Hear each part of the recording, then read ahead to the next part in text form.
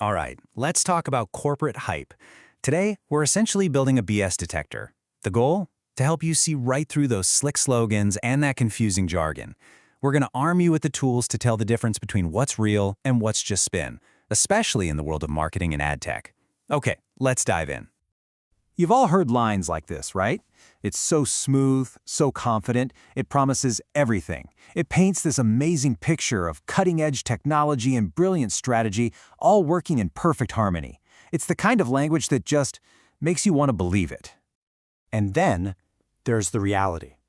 This is a quote from someone on the inside, someone who is actually behind the curtain. And that whiplash, that jarring difference between the polished pitch and the raw, unfiltered experience, that's exactly what we're going to unpack today. So let's start with a big one. Environmental claims. You see it everywhere. Every company wants to be seen as saving the planet. But how can you really tell if their promises are a genuine commitment or just a clever marketing angle?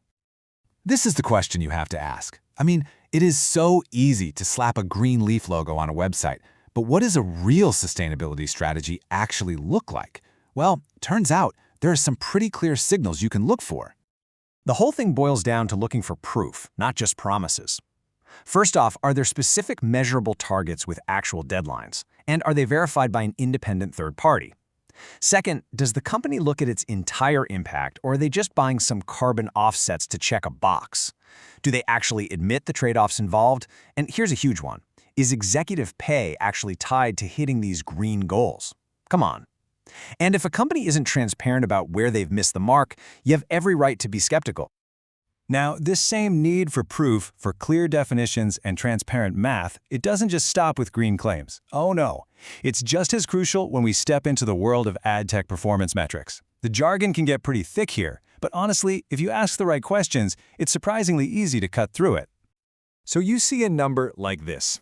It sounds amazing, doesn't it? A 70% lift in attention. Any advertiser would be thrilled with that. It seems like a total no-brainer. But you gotta stop and ask, a 70% lift, compared to what? And who exactly gets to define what an attentive second even is? Without that context, a number like this is basically meaningless. And here's the reality check. First, it's a relative lift, not some absolute score. It's an improvement over a baseline, and that baseline could be a really slow, terribly placed ad. Second, and this is the big one, the very definition of attentive is often made up and measured by the same company that's selling you the solution. It's the classic case of a student grading their own homework.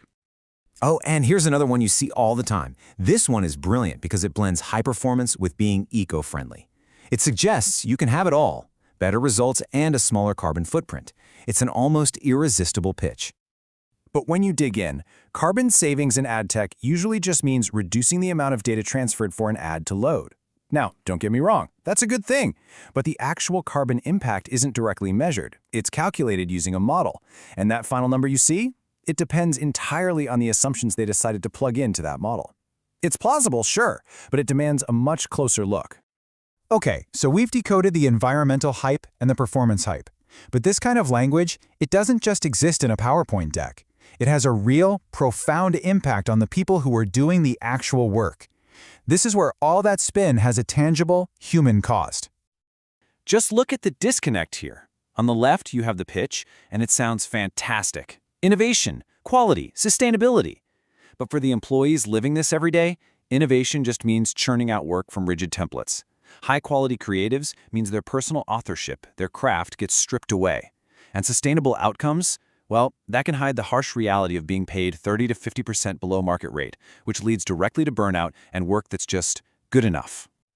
So this just seems weird, right? It feels so counterintuitive. Why would a company set up a system that devalues the very creative and technical talent it needs to survive? It feels like a mistake, but so often it's not a bug, it's a feature. The real incentives, they tell the whole story. The goal is to escape the low prices of standard ads by selling a process. They protect their profit margins by selling speed over craft. They create new job titles to get around paying higher salaries for top-tier creatives and engineers. And ultimately, the whole system is built to reward one thing: throughput. How much can you produce and how fast can you do it, not how good it is. Okay, so we have definitely pulled back the curtain on the hype. But here's the good news.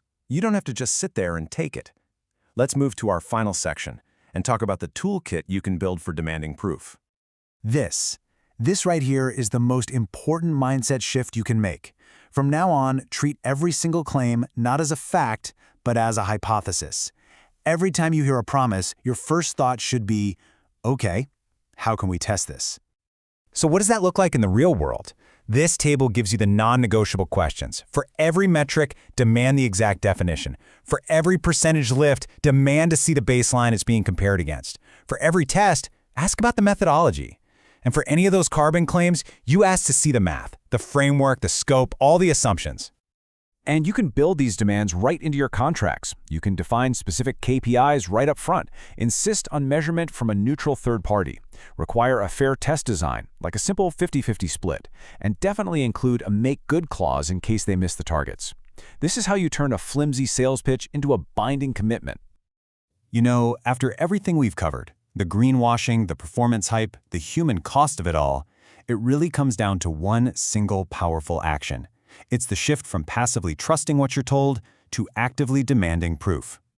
So I'll leave you with this question. The next time you're sitting in a meeting and you hear that perfect, polished pitch that promises you the world, I want you to just pause for a second, think about what we've talked about today. What's the one piece of proof you're going to demand before you buy in?